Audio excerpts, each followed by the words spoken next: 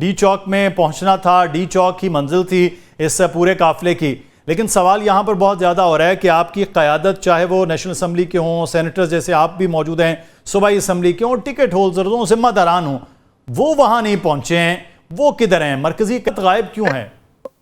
मैं आपको कम से कम 40-50 ऐसे लोगों के जिन्होंने कॉन्टेस्ट किया है MPAs का, चाहे वो पंजाब से हो, चाहे KP से हो, चाहे वो अपनी सीटें हारी हो, आमिर मुगल हो गया, नईम पंचोता हो गया, ये सारे लोग हो गए, शोएब शाहीन साहब हो गए हैं, बसरा साहब हो गए हैं, और बहुत सारे नाम मैं आपको गिना सकता हूँ, उनकी वीडियोस दिखा सकता हूँ कि वो लोग वहाँ पहुंचे थे। हमारा जो मेन हमारा जो मकसद था वो यही था कि हम लोग, जैसे डेस्टिनेशन ये थी कि भाई हम लोगों ने डी चौक पे पहुंच के वो करना है, ठीक है। अब वहाँ पे हम लोगों ने किया, अब बिल्कुल किया।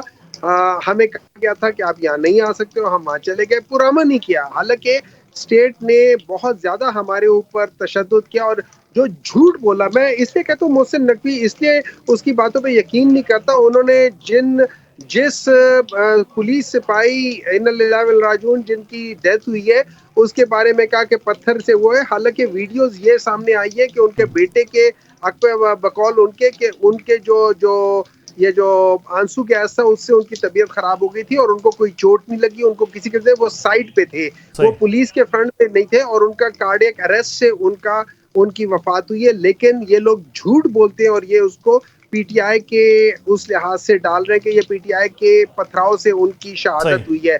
अच्छा डॉक्टर साहब, एक सवाल यहाँ पर है। वजीर आला खैबर पख्तूनख्वा नहीं है, सूबे का निज़ाम चलना बड़ा मुश्किल हो जाता है, वजीर आला ने चलाना है, ये भी आज ली जा रही है। लेकिन वही वजीर आला जो हैं वो सदर भी हैं पाकिस्तान तहरीक इंसाफ खैबर पख्तूनख्वा के।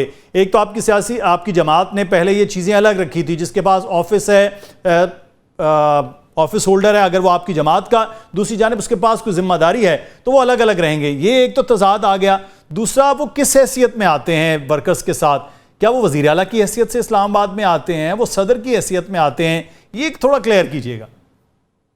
देखिए जी, इस तरह होता है, ये जरा मुश्किल हो जाता है। मेरे पास 2 मुख्तलिफ ओहदे हैं, मैं किस हैसियत से जा रहा हूँ, किस हैसियत से नहीं जा रहा हूँ, ये जरा इसकी डिवीजन मुश्किल हो जाती है, इसमें कोई शक नहीं है। लेकिन ये याद रखें कि at the end of the day अगर मेरे पास मैं लेट्स से इस वक्त जो है वो सदर जो है पीपल्स पार्टी के जो सदर हैं वो पाकिस्तान के सदर भी हैं, जो पीपल्स पार्टी पार्लियामेंटेरियन के जो हैं वो पाकिस्तान के भी सदर हैं। तो अगर वो कहीं जाते हैं तो वो किस हैसियत से जाते हैं, बाद दफा ये डेफिनेशन मुश्किल हो जाती है।